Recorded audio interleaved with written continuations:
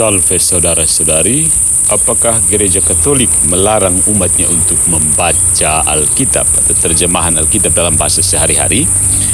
Kita sering mendengarkan tuduhan dari saudara-saudara non-Katolik yang mengatakan bahwa Gereja Katolik itu melarang orang untuk membaca Alkitab dalam bahasa sehari-hari. Dan Konsili Oxford biasanya dikutip sebagai bukti bahwa membaca Alkitab dalam bahasa Inggris itu melanggar hukum di Inggris. Sebenarnya pada tahun 1408, Sinode ketiga Oxford Inggris, setelah banyak kesalahan yang ditemukan dalam Alkitab bahasa Inggris, Alkitab bahasa Inggris Wycliffe, konsili itu melarang terjemahan Alkitab dalam bahasa Inggris yang tidak sah dan memutuskan bahwa kepemilikan terjemahan bahasa Inggris harus disetujui oleh otoritas keuskupan terlebih dahulu sebelum digunakan dalam pelayanan gereja atau personal. Ini menunjukkan bahwa Gereja Katolik mengambil perannya dengan serius dalam melindungi dan melestarikan kitab suci. Konsili Oxford ini menyatakan bahwa adalah berbahaya seperti yang dinyatakan Santo Hieronymus untuk menerjemahkan teks kitab suci dari satu idiom ke idiom lain karena tidak mudah dalam terjemahan untuk mempertahankan makna yang persis sama dalam segala hal.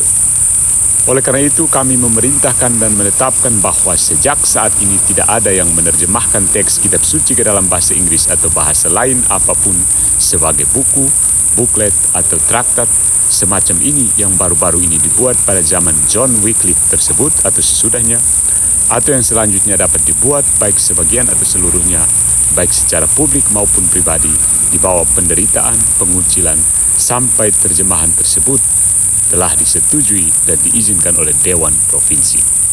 Dia yang bertindak sebaliknya, biarlah dia dihukum sebagai pelaku bidat dan kesalahan. Apakah Gereja Katolik menentang orang-orang yang mendengar firman Tuhan dalam bahasa sehari-hari? Tidak, karena Gereja Katolik telah menerjemahkan Alkitab ke dalam bahasa Prancis, Belanda, Polandia, Italia, dan Spanyol pada abad ke-12 dan ke-13.